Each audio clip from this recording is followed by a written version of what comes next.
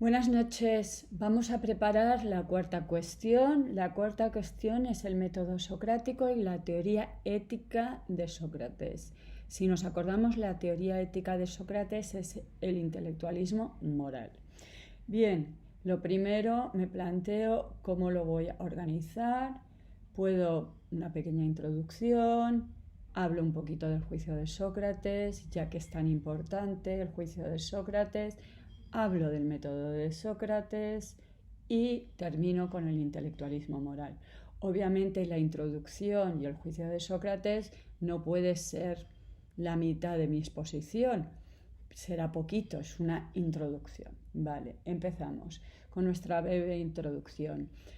Al igual que los sofistas, Sócrates es un filósofo, cuidado, los sofistas no son filósofos, es un filósofo del siglo V a.C. y de nuevo nos situamos en Atenas.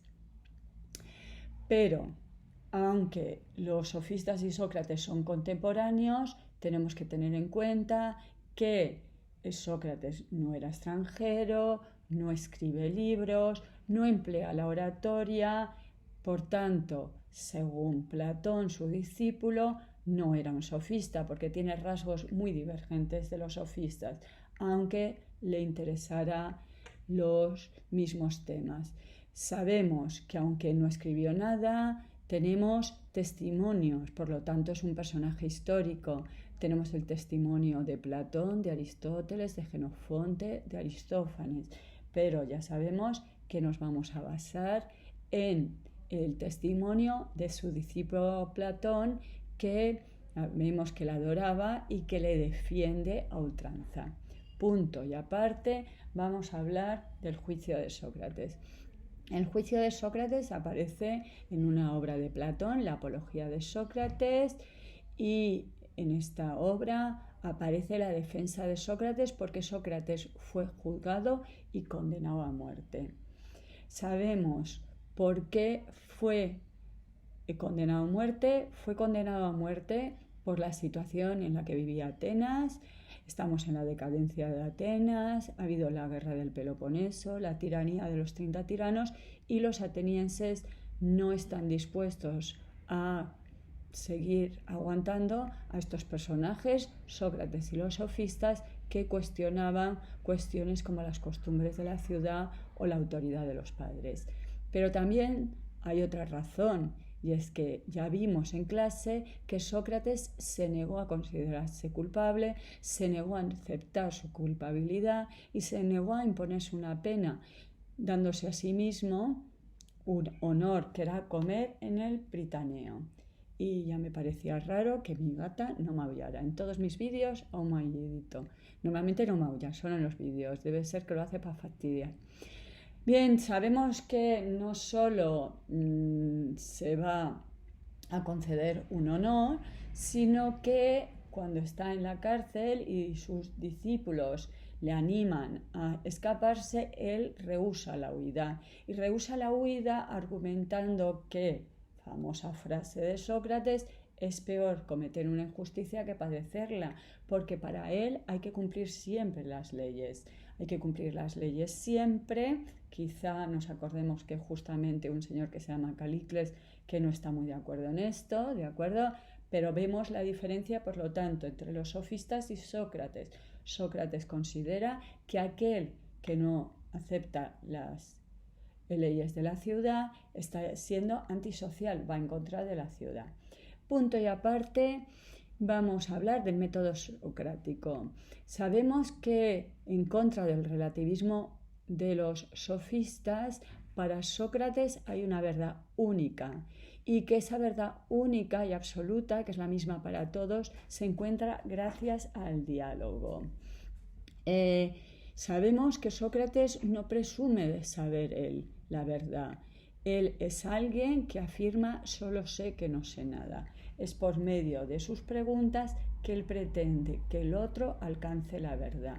Sabemos que el método de Sócrates tiene dos partes. La primera siendo la ironía. La ironía es plantear preguntas para que el otro acepte que es ignorante, muy importante, para la segunda fase, porque si yo no acepto que soy ignorante, no me voy a poner a investigar. Y segundo, la mayéutica, por alusión al oficio que tenía su madre, que era comadrona. Sócrates ayuda a los demás. Él no posee la verdad, pero ayuda a los otros ciudadanos de Atenas a alcanzar la verdad.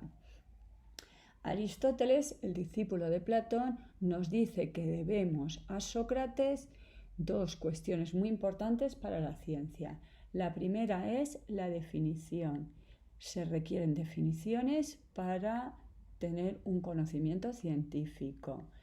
Y sabemos que Sócrates planteaba pretendía que el otro le diera una definición, no una opinión, y que las cuestiones que él planteaba no eran generales, sino eran en concreto cuestiones morales, acerca de conceptos de valores morales. Por ejemplo, qué es la virtud, como en el Menón, o qué es la justicia, como en la República, o qué es la piedad, como en el Ión. Son diálogos de la primera etapa de Platón, donde vemos a Sócrates preguntando definiciones. Y, por último, Aristóteles nos dice que también le debemos el método inductivo. El método inductivo es partir de casos particulares para alcanzar una generalización, es decir, esa definición. Punto y aparte. El intelectualismo moral. Empezamos definiendo qué es el intelectualismo moral. El intelectualismo moral es aquella teoría ética que sostiene que el virtuoso es sabio y el sabio es virtuoso. Por lo tanto, está equiparando la sabiduría con la virtud. De ahí el nombre intelectualismo moral. Los argumentos de Sócrates para defender esta teoría, que en un principio nos puede parecer extraña, porque a todos se nos puede ocurrir que haya gente que siendo sabia no sea virtuosa o que siendo virtuosa no sea sabia, es decir, que no sea buena siendo sabio o que siendo sabio no sea bueno, fueron que la ética es como los conocimientos productivos. Igual que yo digo que un pastelero, el ejemplo de Sócrates era un zapatero, pero actualmente mejor un pastelero, igual que yo digo que un pastelero es buen pastelero porque hace los pasteles siempre bien, porque tiene conocimientos, según Sócrates, por lo tanto, el valiente será siempre valiente y no una vez de casualidad. El justo será siempre justo. ¿Y por qué es posible que siempre sea justo? Porque sabe lo que es la justicia y sabe lo que es el valor.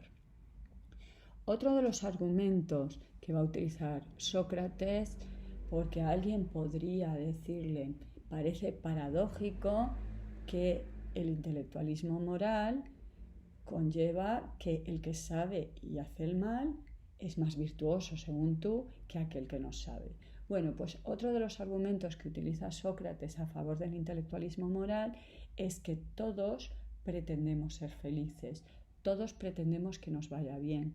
Por lo tanto, aquel que, por ejemplo, utiliza sus conocimientos de medicina no para salvar vidas, sino para matar a gente, o aquel que utiliza sus conocimientos de arquitectura para enriquecerse, es un ignorante según Sócrates. Sabrá mucho de medicina o sabrá mucho de arquitectura, pero no sabe lo importante. Lo importante para Sócrates es la ética.